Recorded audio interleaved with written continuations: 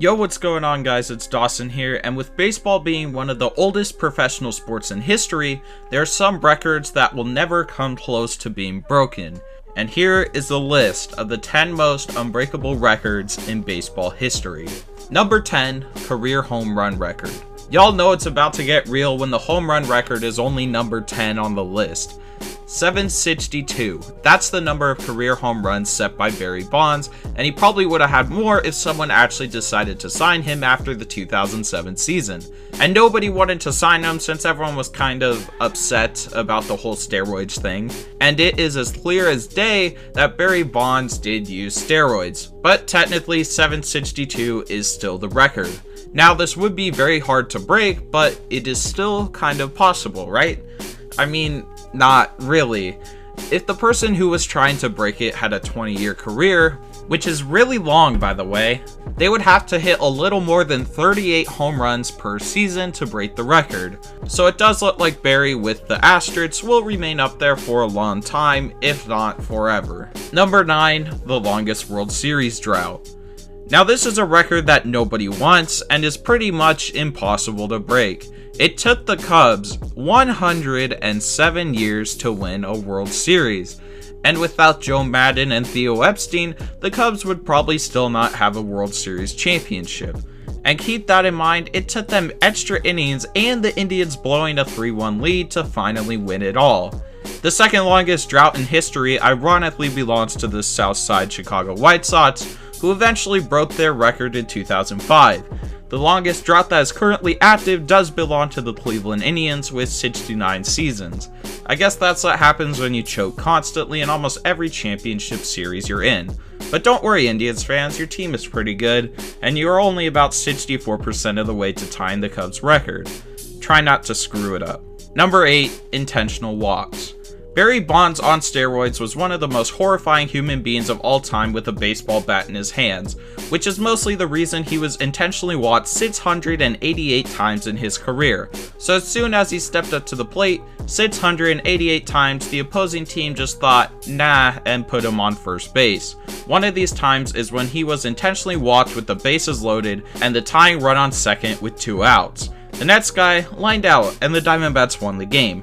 With just how good Barry Bonds was, the amount of fear that he put into opponents, it would be basically impossible for anyone to even come close to that record.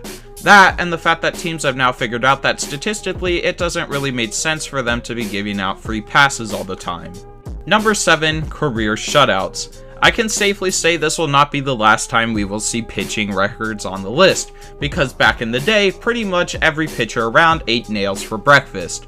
Alright, so the absolute legend, Walter Johnson, had 110 career shutouts. He is the only pitcher in the history of the game with over 100 shutouts, and is 20 shutouts ahead of the guy in second place, Pete Alexander. The only somewhat recent name on the top 10 list is Nolan Ryan, and Ryan played in the big leagues for 27 years. I'm surprised his arm hasn't detached already. And the biggest reason a lot of older guys are on the shutout list is back in the day, if you started the game, you finished it. Oh, what's that? You're only at 150 pitches? Don't worry, you only have a few more innings to go unless it goes into extra innings. You better hope your team scores. Number 6, pitching wins in a season.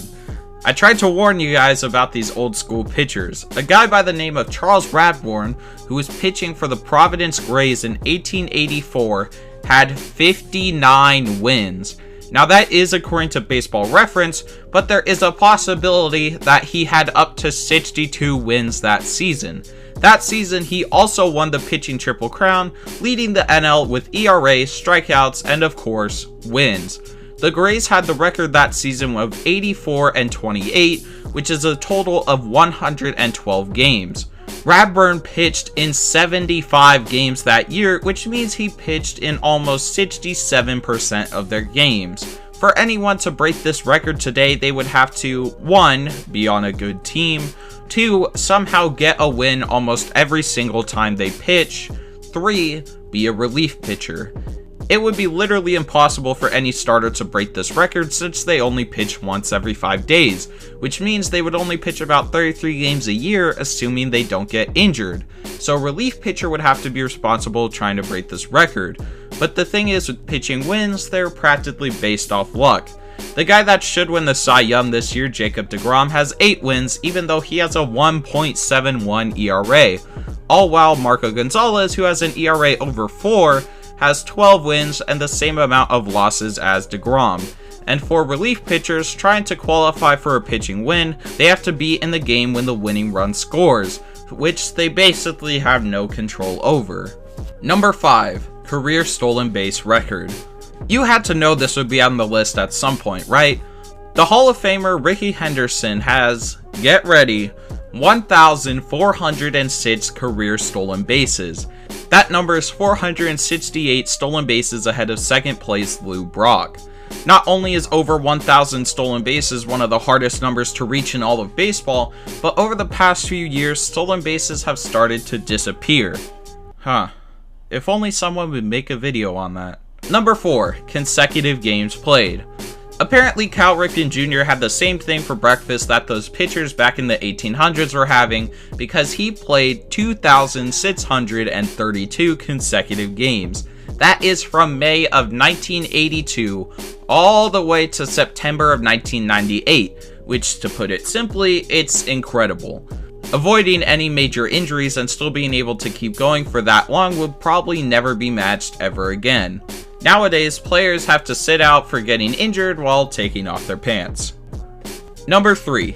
Innings pitched in a season. Does the name Will White sound familiar to any of you? Well, let me educate you guys on this 5'9" beast really quick. Born in 1854, Will White is one of the greatest pitchers that nobody talks about for some reason. So in 1879, he set the record, which still stands today, for the most innings pitched in a season, with 680 innings pitched. And it only gets better, because that year the team White played for only played 80 games, and Will White started 75 of them.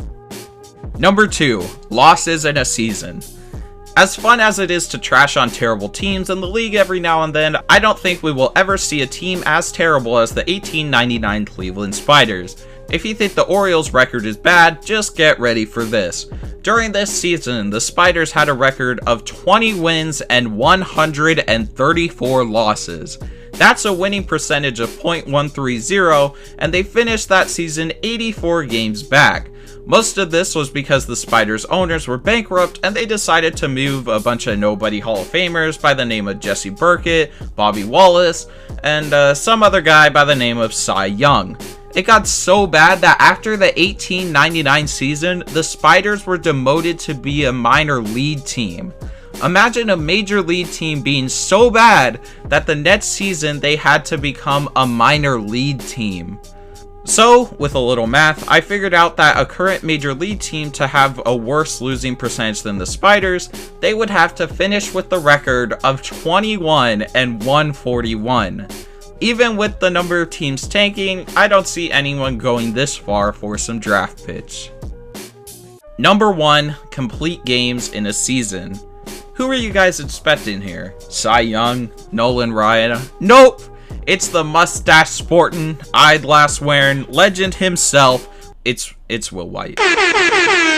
Do you guys remember when I said this? Because that year the team White played for only played 80 games, and Will White started 75 of them. So it turns out that during that season, every single game Will White started, he finished. And it's not just like Will was some Iron Man, he was actually a good pitcher. He had 3 seasons with 40 wins and had a career ERA of 2.28.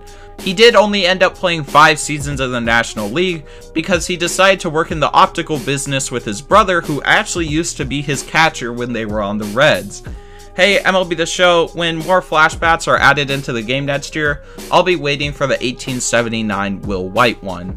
I want to thank you all for watching. If you guys did enjoy, be sure to leave a like and subscribe to the channel. We are almost at 20,000 subscribers, which is absolutely crazy. Also, I know this video is a little controversial because there was a few things I had to leave off the list that I think should have been on the list, maybe. So if there's any records that you think should be on the list, be sure to let me know in the comments section below. Also, there's a new episode of my podcast out, and me and Noah are going to record a new episode tonight. So if you want to check that out, the link will be in the description. Thanks again, you guys, for watching, and I will see you in the next video. Yeah, I love her off. Says she love me, but she cut me off. Yeah, late nights on the boulevard, hidden stains on an empty heart, yeah. I love her off. Says she love me, but she cut me off. Yeah, late nights on the boulevard, hidden stains on an empty heart, yeah.